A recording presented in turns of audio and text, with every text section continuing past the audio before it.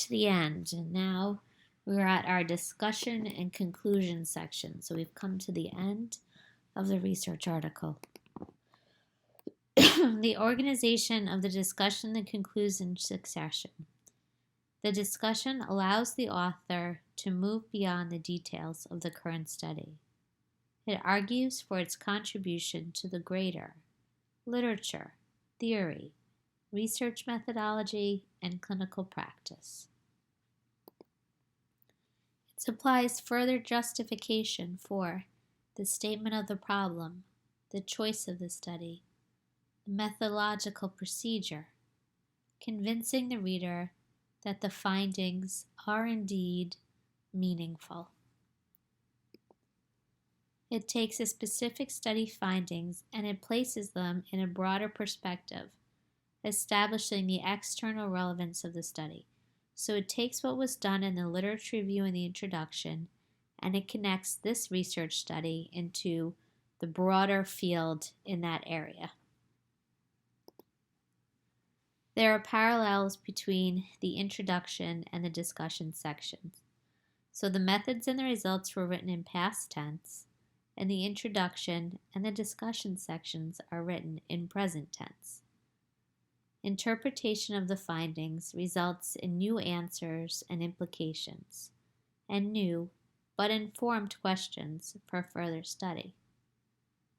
Conclusion should prove relevance and demonstrate the immediate and future external relevance.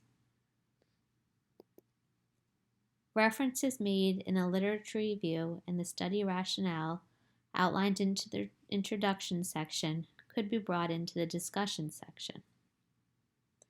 The discussion section may begin with a summary of the most important findings, and then progress to an interpretive analysis of the results as they relate back to the research question and the hypothesis.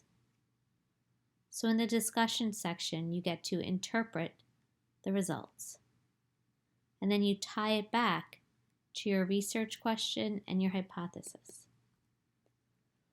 The authors are expected to offer plausible explanations for any unusual results, unexpected results, or discrepant results. Qualitative investigation articles are variable in the way they approach the discussion of the results, so I'm talking mostly about quantitative studies.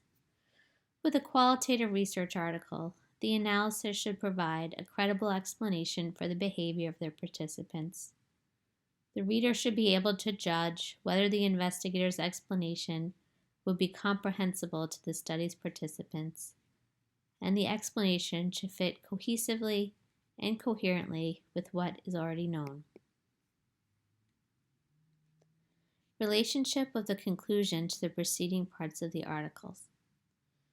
An effective discussion relates the conclusion directly to the problem, methods, and results, and unites all the sections into a coherent whole. The discussion completes what should be a cohesive narrative of your story. Several literature citations may be involved in the discussion and conclusion sections. The literature referenced within the discussion should compare data to what was reported in previous investigations, to help support the interpretation of your results and to address any new issues raised as a consequence of the findings. So you should have references to compare your data to previous studies, support your interpretation of the results, and address any new issues that were raised. Readers should be wary of excessive or unwarranted speculations. Statements about how results would have been different with specific changes to the methods or procedures do not change the results and should not be in the conclusion. The sequence of issues addressed in the discussion should mirror that what was done in the introduction during the original literature review. Topic to topic to topic, it should follow the same order.